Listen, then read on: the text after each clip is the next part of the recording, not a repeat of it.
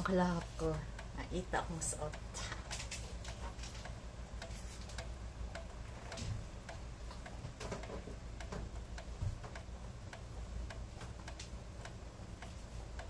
Dili mo ka.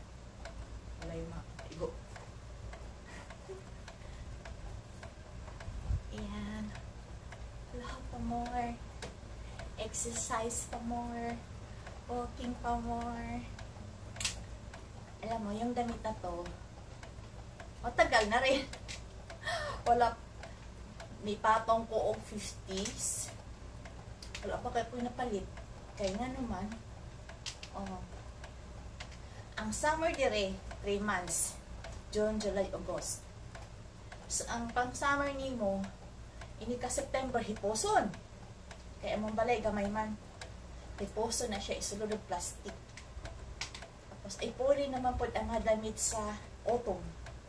Ang autumn dire ay September, October, November. So, September, October, medyo, di pa kayo malamig. Pag November, medyo makapal-kapal na. Tapos, ano po ito siya gamiton. Mid-winter, ang mga damit sa autumn, ipuso na pod. Matapik kayo inigtig ang change weather at change season.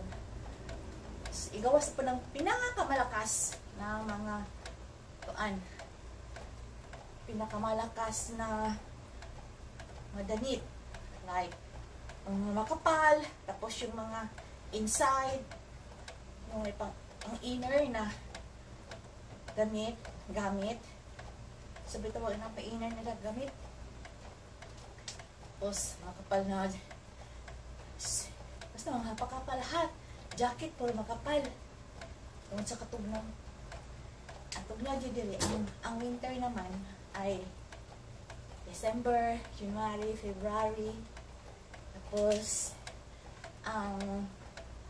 sa tawag ini, ang pinakatugnaw diha ay January, February. Pabalik sa spring. Spring naman, magsugod March, April, May. Ang first month of spring, tugnaw pa na siya, mara pa na siya winter. So, ato man na sa April, ato na dito manggawas. Ang mga flowers na dahan kayo magbaha. Like cherry blossom. White flowers. Siin naman. Ang baha mga flowers pag April, May, June, July. Magbaha. April, magsugod. First week of April, May, June.